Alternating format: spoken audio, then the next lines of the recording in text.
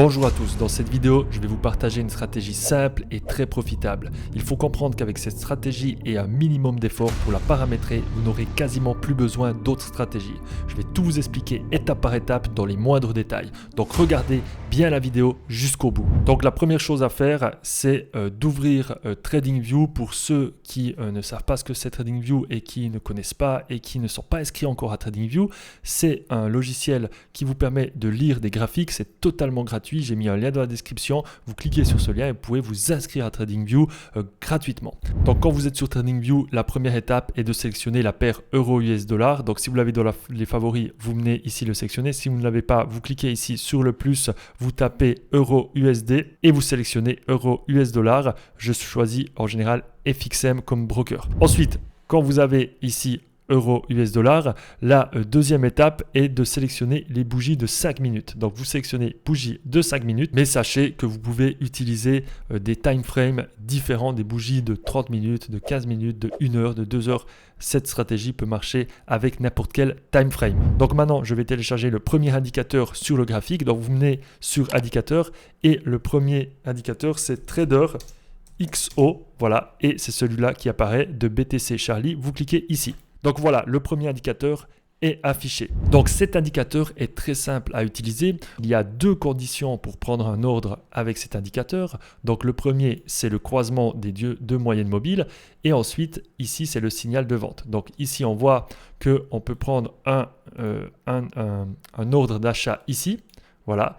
Et vous voyez, si vous mettez le stop loss un peu plus haut que la bougie, que le volume maximal de la bougie est au-dessus des deux moyennes mobiles, vous pouviez faire jusqu'au maximum, vous pouviez faire 3,65 de ratio gain-perte. Ça veut dire vous auriez pu faire, si vous auriez misé $100 sur cet ordre, vous auriez pu faire $365 de gain. Donc dans ce cas ici, on voit le croisement des deux moyennes mobiles plus le signal d'achat.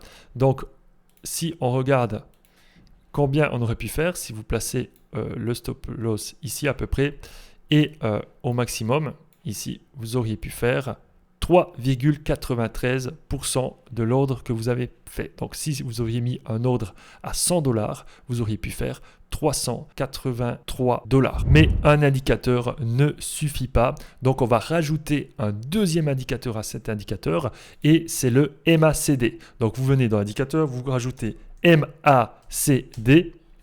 En français, c'est convergence, divergence, moyenne mobile. Vous le mettez là et voilà, il s'active ici en bas. C'est le MACD. Mais on ne va pas l'utiliser tel quel, on va modifier quelques paramètres. Alors, pour modifier les paramètres, vous venez ici dans la petite roue crantée ici et là, vous décochez MACD et Signol. Ensuite, vous venez dans paramètres en entrée et vous modifiez longueur rapide par 26 et longueur lente par 100. Et vous cliquez sur OK. Et voilà. Et après, ça modifie comme ça. Alors maintenant, je vais vous expliquer comment utiliser le MACD dans cette stratégie. Donc, quand l'histogramme est au-dessus de la ligne 0, ici, vous allez prendre uniquement des ordres à l'achat. Et quand l'histogramme est en dessous de la ligne 0, et en rouge, vous allez prendre uniquement des ordres à la vente. Donc vous voyez dans cet exemple, ici on est dans une zone de range, donc le marché ne bouge pas beaucoup et on aura pas mal de trades qui seront pris et qui vont toucher les stop loss. Et donc pour augmenter notre chance à être gagnant, augmenter notre taux de gain, justement, on va utiliser le MACD pour confirmer la prise de trade. Donc, vous voyez ici, on est au-dessus de la ligne 0. Alors, je le place ici. On est au-dessus de la ligne 0.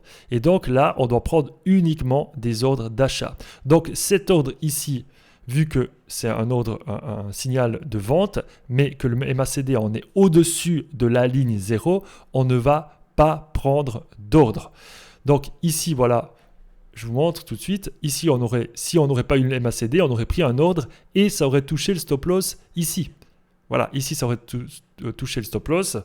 Ici, pareil, on aurait pris l'ordre ici, ça aurait touché le stop loss. Ici, pareil. Ici, pareil. Donc, ici, les 4 signaux de vente, on ne les a pas pris et on a donc évité de toucher les stop loss grâce à la confirmation du MACD. Donc le MACD permet une troisième confirmation. Donc on a les croisements des bandes, ensuite on a le signal ici et après on a encore le MACD qui confirme si on doit vraiment prendre le trade. Donc voilà, j'espère que vous avez bien compris, le MACD permet de confirmer si on prend le trade ou pas. Donc ensuite on va utiliser un troisième indicateur pour avoir encore plus de précision. Vous venez ici dans indicateur, vous tapez moyenne, voilà, moyenne mobile exponentielle, vous sélectionnez, voilà, vous venez dans les options, ici, tac, vous ici vous changez, ici vous mettez 200 à la place de 9 et ici vous changez la couleur, vous la mettez comme vous voulez, moi je la mets en blanc et je la mets un peu plus épaisse, voilà. Et vous cliquez d'accord. Et ici, ce qu'on va faire maintenant, quand le prix est au-dessus de la moyenne mobile, on prend que des achats. Et quand le prix est en dessous de la moyenne mobile, on prend que des ventes. Après, libre à vous d'ajuster aussi la longueur de la moyenne mobile selon les paires sur lesquelles vous tradez. Il y aura peut-être sur certaines paires, c'est plus adapté de mettre une moyenne mobile de 100. Sur d'autres paires, peut-être ce sera plus adapté de mettre 400. Ça, c'est à vous aussi de chercher un peu ce qui correspond le mieux à ce que vous tradez et à vos stratégies de trading. Donc ça, c'est des choses à tester. Donc vous pouvez modifier, observer ça. Donc faites un peu ce travail de tester un peu des différents paramètres afin de trouver les paramètres optimaux qui vous permettent d'être rentable. Alors pour vous montrer un exemple ici lors d'un trade à la vente, vous prenez ce cas ici. On voit que la première condition des deux moyennes mobiles sur le premier indicateur et voilà, nous montre un premier signal. Ensuite, deuxième signal ici d'un ordre à la vente. Ensuite, ici, on voit le MACD, il est en dessous, l'histogramme est en dessous du point 0, donc ça confirme la vente. Et en plus, on est ici sous la moyenne mobile exponentielle, donc on peut prendre un ordre. Donc si on prend l'ordre ici, vous prenez ici, toujours en bas de la bougie, vous mettez le stop loss au-dessus. Moi, c'est ce que je fais. Ça, vous pouvez adapter, bien sûr, selon vos tests. Je le mets au-dessus des moyennes mobiles. Et vous voyez qu'on pouvait prendre un trade. Alors ici, on pourrait prendre un énorme trade. Alors ici, déjà, on pouvait faire 1,84%. Et ici, vous pouviez aller jusqu'au maximum. Ici, jusqu'à, voilà, 8,2% de la mise sur cet ordre. Donc voilà, c'est juste énorme. Donc ici, un autre exemple, et cette fois pour un ordre à l'achat. On voit ici que premier signal croisement, ok. Après, ici, le signal à la vente. Ici, l'histogramme est au-dessus du point 0 et on est au-dessus de la moyenne mobile 200. Donc ici, si vous auriez pris le trade là, avec un stop loss à peu près là, vous auriez pu faire jusqu'à 4,4% de la mise sur cet ordre. Donc voilà, c'est juste très très puissant cet indicateur. Après, ça ne veut pas dire que vous serez tout le temps rentable. Voilà, il faut le maîtriser, il faut s'entraîner dessus, il faut voir quelle paire vous correspond le mieux. Et vous voyez, je vous montre quand même un autre exemple, un contre-exemple. Ici, vous voyez qu'ici, il y aurait eu un ordre. Voilà, là, cet ordre, on voit qu'il n'est pas confirmé par l'histogramme. Il n'est pas confirmé aussi par la moyenne mobile. Donc, voilà, ça, vous ne l'aurez pas pris, cet ordre. Après, vous auriez peut-être pris cet ordre, voilà, parce qu'ici, il y a toutes les confirmations. Et finalement, ça aurait peut-être touché. Si vous auriez mis votre stop loss ici, par exemple, vous auriez mis votre stop loss ici, ça aurait touché votre stop loss. Après, ça, c'est aussi quelque chose qu'il faut adapter. Il faut peut-être adapter. Vous pouvez aussi avoir une stratégie où vous mettez votre stop loss sous la moyenne mobile. Parce que c'est vrai qu'en général, le marché aura tendance à avoir, beaucoup de mal à passer une moyenne mobile si ça faisait un moment qu'elle n'était pas, le marché n'était pas au-dessus. Donc c'est une sorte de barrière puissante. Donc vous pouvez très bien mettre votre ordre ici et vous voyez, on aurait pu faire quand même jusqu'à du 1,82%. Donc voilà. Donc ça il faut essayer. Donc on voit ici que le signal du croisement est bon. Ici le signal short aussi est bon. Ici le signal short était bon. Donc on pouvait vendre. Mais c'était au-dessus de la moyenne mobile. Donc la moyenne mobile nous sauve sur cet ordre. Donc voilà. Ensuite, information importante, quand vous utilisez cette stratégie en 5 minutes, il faut mettre des petits stop loss et parfois les spreads du broker peuvent toucher vos stop loss. Donc c'est pour ça qu'il est important d'utiliser un broker qui a des petits spreads, des tout petits spreads, voire des spreads zéro. Donc moi, j'utilise Vantage qui offre des spreads zéro avec certains comptes et aussi RoboForex. J'utilise ces deux brokers. Donc je vous ai mis des liens dans la description. Donc n'hésitez pas à passer par ces liens pour vous inscrire à ces deux brokers. Donc maintenant, je vais tester cette stratégie sur l'euro livre sterling en 5 minutes afin que vous voyez la puissance de cette stratégie.